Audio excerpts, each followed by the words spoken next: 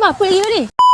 Tutuplah mata dulu yang. Ni dah sampai dah Kedangah ni. Nak tengok tak warna polo baru ni? Cepatlah, tak sabar. Nak tengok. Sas. Wih, lawaknya. Lawa. Follower yang pilihkan warna ni untuk polo kita yang. Dia dah boleh balik belum? Belum boleh bawa lagi. Oh, yelah, nak kena QC polis semua bagai kan? Bukan polis yang. Polish. Polis tu yang tangkap orang tu. Tapi biasa lepas dah siap tu tak bawa balik tunggu dulu. Sebab ingat Bina Nak tambah apa lagi?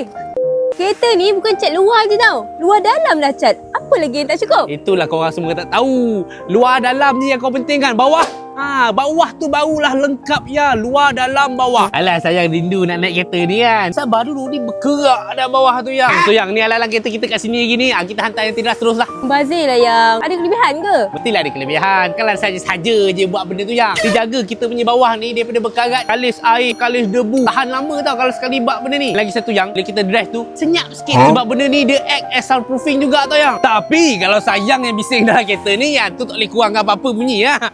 So kereta korang yang mana nak buat anti-rust ni nanti, dia akan cabut ke empat tayar. Lepas tu dia akan basuh tau. Semua celah bedah bawah kereta kau tu lah dibasuh. Biar semua kotor dekat bawah kereta kau tu hilang. Macam pasir, debu, minyak. Ini basuh betul-betulnya, bukan basuh bodoh-bodoh punya tau. Lepas tu dia akan keringkan dan main untuk masking. Benda-benda macam caliper, spring, absorber, pipe exhaust, tabung exhaust and body kereta kau. Semua benda yang tak berkenaan lah. Lepas tu barulah dia akan spray anti-rust ni. Nak kena cat kereta dulu ke bang baru boleh buat anti-rust ni? Ish, mana ada. Datang aje lah. Korang jangan tunggu kereta korang dah runtuh pun nak buat. Ni korang tengoklah hasil dia macam mana. Dah macam kereta baru lah aku cakap dengan kau. Kalau korang nak tahu bisnes anti-rust ni bini Angah yang punya. Kalau berminat nak buat, korang Roger je tu aku dah mention dekat bawah. Bro Sista Auto Garage. Semua kereta boleh buat tau. Kasih dia link, okey? Siap dah boyang. Bagus aku jadi orang detail betul Memang betul-betul detail. Ramai juga customer kat sini yang mana dah siap cat. Diorang terus buat je anti-rust kat sini yang murah pun murah yang. Satu kali jalannya. One stop center lah. Lepas ni tunggu kita je kereta siap polis. Kita terus jalan-jalan naik polo